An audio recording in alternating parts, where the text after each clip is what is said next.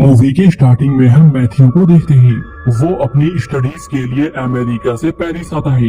एक दिन मैथ्यू जब मूवी देखने जाता है तब वहाँ वो इसाबेल नाम की एक लड़की से मिलता है। मैथ्यू को देखकर इसाबेल उससे कहती है, मैंने तुम्हें पहले भी देखा है, तुम अक्सर यहाँ मूवी देखने अकेले ही आते हो। ये सुनकर वो इसाबेल से कहता है, मुझे अमेरिका से यहाँ पे आए हुए कुछ ही दिन हुए हैं और मेरा कोई दोस्त नहीं है, इसलिए मैं अकेले ही आता हूँ। ये सुनकर इसाबेल मैथ्यू को अपने भाई थियो से मिलाती है। ये तीनों वहीं पे बैठकर बातें करने लगते हैं, लेकिन तभी वहाँ पे लड़ाई हो जाती है और पुलिस वहाँ पे आके लाठीचार्ज करना शुरू कर देती है। ये तीनों वहाँ से बचकर भाग जाते हैं। मैथ्यू इन दोनों से मिलकर बहुत खुश था क्योंकि अब उसे नए दोस्त मिल गए थे। घर आने के बाद मैथ्यू अपनी माँ को एक लेटर लिखता है, लेकिन जब से वो इसाबेल से मिला है तब से वो केवल उसी के बारे में सोच रहा था। नेक्स्ट मॉर्निंग मैथ्यू को थियो का कॉल आता है। थियो उसे डिनर के लिए अपने घर पे पहुंच जाता है। यहाँ इसाबेल उसे अपने पेरेंट्स से मिलवाती है। डिनर के टाइम पे इसाबेल के डैड मैथ्यू से कई सारी बातें करते हैं, लेकिन मैथ्यू का सारा ध्यान इसाबेल पे होता है। डिनर के बाद इसाबेल की मॉम मैथ्यू को यहीं पे रुकने के लिए कहती है। नेक्स्ट मॉर्निंग इसाबेल के पेरेंट्स को किसी काम से बाहर जाना होता है, लेकिन जाने से पहले वो घर पे एक चेक छोड़ देते हैं ताकि वो लोग यहाँ पे आराम से एंजॉय कर सके। उनके जाने के बाद मैथ्यू उन दोनों से कहता है, मुझे अब अपने घर जाना चाहिए, लेकिन वो दोनों मैथ्यू को जाने नहीं देते। इसके बाद इसाबेल मैथ्यू को एक किस करती है, साथ ही वो अपने भाई थियो को भी किस करती है और फिर यहाँ से उठकर चली जाती है। ये देखकर मैथ्यू को काफी अजीब लगता है। इसके बाद थियो मैथ्यू को अपना रूम दिखाने ले जाता है। फिर रात में मैथ्यू टॉयलेट से जब अपने रूम आ रहा था तब वो इसाबेल और थियो को देखता है। उन दोनों को देखकर मैथ्यू के होश उड़ जाते हैं क्योंकि दोनों मैथ्यू की आंखें फटी की फटी रह जाती है क्योंकि थियो और इसाबेल भाई बहन होते हैं। साथ ही वो इसाबेल से प्यार भी करने लगा था, लेकिन उन दोनों को ऐसे देखकर मैथ्यू को शॉक लगता है और वो चुपचाप जाकर अपने कमरे में सो जाता है। नेक्स्ट मॉर्निंग इसाबेल मैथ्यू को उठाने के लिए आती है। यहाँ पे वो उसके ऊपर आकर उसे किस करने लगती है। ये देखकर मैथ्यू डर जाता है क्योंकि मैथ्यू केवल अंडरवियर में होता है। इसके बाद इसाबेल उसे लेकर बाथरूम में जाती है। वहाँ थियो पहले से ही बिना कपड़ों के होता है।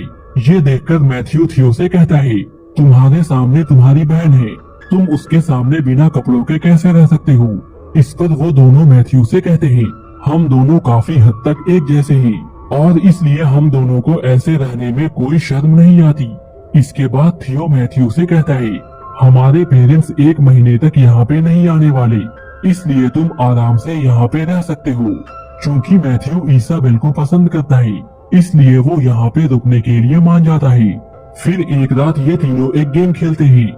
इस गेम में मैथ्यू को उनकी दी गई मूवी का नाम बताना था और अगर मैथ्यू ये गेम हार जाता है तो उसे उनके दिए गए डेयर को पूरा करना होगा। फिर वो दोनों मैथ्यू के सामने एक्टिंग करते हैं और मैथ्यू से मूवी का नाम बताने को कहते हैं। यहाँ पे मैथ्यू ये गेम जीत जाता है। ये देखकर इसाबेल मैथ्यू से कहती है, हमें ऐसे ही किसी इंसान की तलाश थी जिसके साथ ये गेम हम पूरा कर सके। इसके बाद हम इन तीनों को एक आर्ट गैलरी में देखते हैं। यहाँ पे ये लोग रेस लगाते हैं। एंजॉय करने के बाद ये लोग वहाँ से लौट जाते हैं, लेकिन वहाँ से वापस आते समय बारिश होने लगती है और ये तीनों भीग जाते हैं। घर आने के बाद थियो मैथ्यू को अपने कपड़े देता है और वो ड्रिंक लेने के लिए निकल जाता है। यहाँ पे अलमारी से मैथ्यू को इसाबेल की फोटो मिलती है। उस फोटो को मैथ्यू अपने अंडरवियर में छुपा लेता है। फिर जब थियो ड्रिंक लेकर आता है तो तीनों साथ में बैठकर ड्रिंक करने लगते हैं। ड्रिंक करने के बाद तीनों फिर से वही गेम खेलने लगते हैं, लेकिन इस बार थियो को उनकी मूवी का नाम बताना था और थियो ये गेम हार जाता है।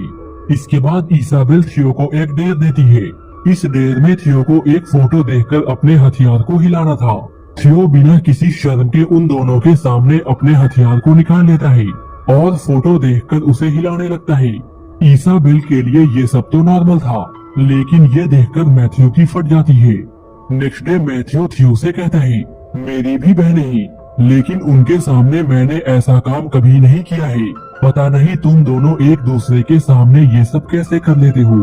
ये सुनकर थियो मैथ्यू से कहता है, हम दोनों जुड़वा हैं। जब हम पैदा हुए तो हम दोनों आपस में जुड़े हुए थे। हमारा शरीर अलग है लेकिन हमारा दिमाग एक है और हम एक दूसरे के बिना जिंदा नहीं रह सकते। ये सुनकर थियो को काफी हैरानी होती है। इसके बाद एक दिन ये तीनों फिर से वही गेम खेलने लगते हैं। इसमें एक को मूवी का डायलॉग बोलना था और दूसरे को उसका नाम बताना था, और अगर वो मूवी का नाम नहीं बता पाया तो उसे भी एक डेयर दिया जाएगा।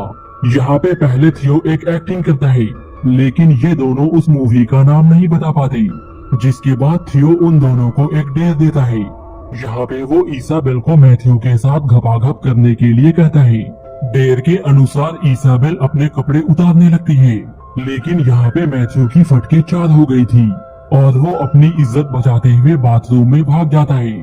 फिर जब मैथ्यू बाथरूम से बाहर आता है तब थियो उसे पकड़ लेता है। फिर दोनों भाई बहन मिलकर उसके कपड़े उतारने लगते हैं। यहाँ पे उनको मैथ्यू के अंडरवियर से इसाबेल की फोटो मिलती है। ये देखकर दोनों हंसने लगते हैं। इसके बाद मैथ्यू और इसाबेल घपाघप कर लेते हैं। यहाँ पे मैथ्यू को मालूम होता है इसाबेल अभी तक वर्जिन है। इसाबेल मैथ्यू को बताती है, हम दोनों एक साथ सोते जरूर हैं, लेकिन हमारे बीच कोई भी फिजिकल रिलेशन नहीं है। इस पर मैथ्यू इसाबेल से कहता है, अगर ये बात तुम्हारे पेरेंट्स जान गए तो फिर क्या होगा। इसाबेल कहती है, ऐसा कभी नहीं होगा, और अगर उन्हें मालूम चल गया तो मैं अपनी जान दे दूंगी। ऐसे ही अय्याशी करते हुए उनके सारे पैसे खत्म हो जाते हैं। इसके बाद इसाबेल घर के राशन से खाना बनाती है, लेकिन उसका बनाया हुआ खाना कोई भी नहीं खाता। पैसे न होने की वजह से अब उन्हें काम भी करना पड़ता है। एक दिन थियो और मैथ्यू एक ही टब में नहा रहे थे, तभी इसाबेल भी वहाँ पे आ जाती है और वो भी उनके साथ नहाने लगती है। इसी बीच इसाबेल मैथ्यू से कहती है, तुम मुझसे प्यार करते हो ये तुम्हें साबित करना होगा। मैथ्यू को ये सब बिल्कुल भी अच्छा नहीं लगता। वो इन दोनों पर गुस्सा हो जाता है। वो इनसे कहता है, तुम बच्चों जैसी हरकतें क्यों करते हो। यहाँ पे मैथ्यू इसाबेल से कहता है, तुम्हारा आज तक कोई भी बॉयफ्रेंड इसलिए नहीं है क्योंकि तुम अब तक अपने भाई का कहना मानती हो। फिर मैथ्यू के कहने पर इसाबेल उसके साथ डेट पे जाती है और वो उसकी गर्लफ्रेंड भी बन जाती है। दूसरी ओर थियो भी एक लड़की को डेट करने लगता है और वो उसे घर लाकर उसके साथ घपाघप भी करता है। फिर जब मैथ्यू और इसाबेल घर आते हैं तो इसाबेल देखती है थियो किसी और लड़की के साथ सोया हुआ है। ये देखकर इसाबेल को बहुत जलन होती है और वो रोने लगती है। फिर हम थियो और मैथ्यू को साथ में देखते हैं। ये दोनों वाइन पीते हुए बातें कर रहे थे। तभी वहाँ पे इसाबेल पहुँच जाती है। वो उन दोनों को लेकर एक टेंट में जाती है। ये वही जगह होती है जहाँ दोनों भाई बहन बचपन में सोया करते थे। फिर ये तीनों वहाँ पे बिना कपड़ों के ही सो जाते हैं। नेक्स्ट मॉर्निंग उनके पेरेंट्स घर पे पहुँच जाते हैं और वो उन तीनों को बिना कपड़ों के देख लेते हैं। ये देखकर उनकी आंखें फटी की फटी रह जाती है, लेकिन वो उन तीनों को नहीं उठाते और उनके लिए चेक छोड़कर वहाँ से चले जाते हैं। फिर जब इसाबेल सोकर उठती है तो उसे वहाँ पे चेक मिलता है। चेक देखकर वो सब कुछ समझ जाती है। वो समझ जाती है उसके पेरेंट्स सब कुछ जान गए हैं। इसके बाद वो अपनी जान देने का फैसला करती है और गैस पाइप लेकर सो जाती है। लेकिन उस जगह पे रिवॉल्यूशन चल रहा था और इस वजह से एक पत्थर खिड़की तोड़ते हुए घर के अंदर आ जाता है। पत्थर की आवाज सुनकर ये दोनों भी जाग जाते हैं। इसके बाद ये तीनों भी रिवॉल्यूशन में शामिल हो जाते हैं। यहाँ पे थियो सबसे आगे पहुँच जाता है और पुलिस वालों पर पत्थर फेंकना शुरू कर देता है। यहाँ पे मैथ्यू थियो को काफी समझाता है, लेकिन थियो मैथ्यू की बातों को इग्नोर कर देता है। इसाबेल भी थियो का साथ देने लगती है और दोनों भाई बहन वहाँ से चले जाते हैं। क्योंकि मैथ्यू उन दोनों का साथ नहीं दे सकता, इसलिए वो वहाँ